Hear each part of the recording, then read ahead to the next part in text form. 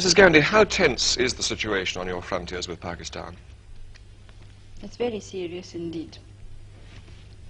The two armies are confronting each other. And of course, shelling has been going on for quite some time, even before I left.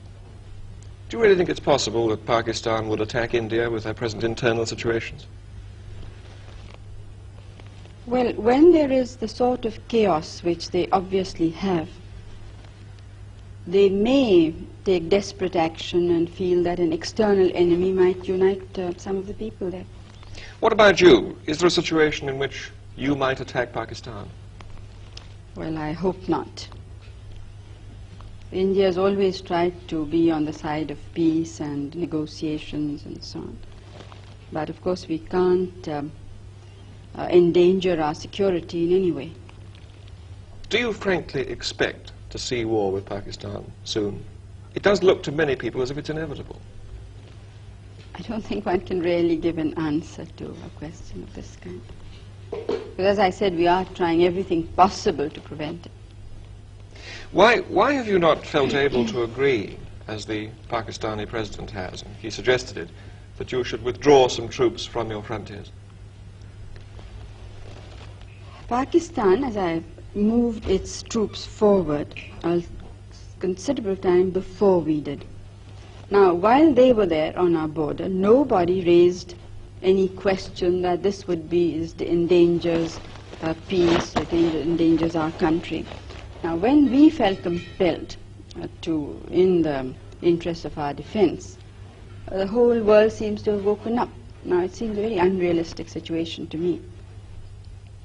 And as far as going back is concerned, our positions are much further back. I mean, we don't have a second line that is that could serve us should Pakistan decide to attack after all.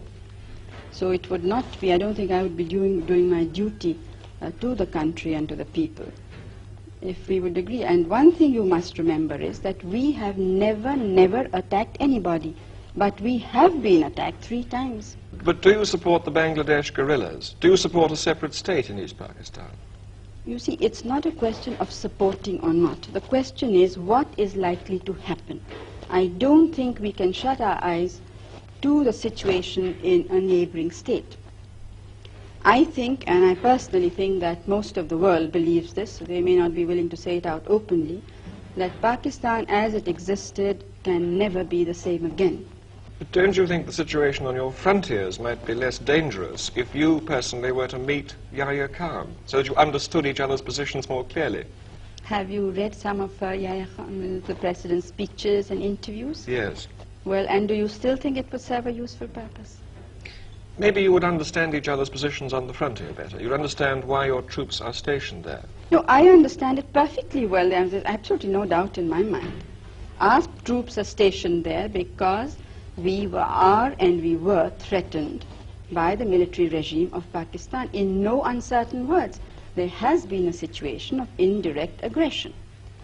And I don't think that you could point out to me any other head of government who in the present circumstances would have been so restrained, when the entire country is not restrained. I mean, it was great difficulty that we are holding the situation.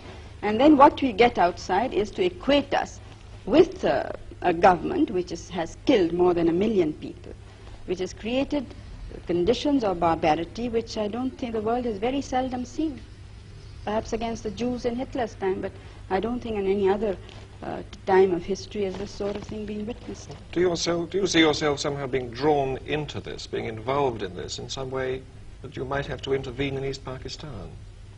Out of humanity, almost. Well, East Bengal is the affair of the leaders of East Bengal. Now, it's up to them what should happen there. Final question. The refugees are still coming over and you have this enormous problem in India. How much longer can you sustain this? Well, we can't sustain it now longer. It's now for some months it really has been something that's, water going higher and higher. What are you going to do about it? Something will have to be done. Well, one thing I must say, that I am absolutely determined that all the refugees of all religions must go back. We are not going to absorb them in our population. Would you, if necessary, put them back by force? Well, I'm not jumping bridges before I come to them, but I'm only sure of this, that they have to go back.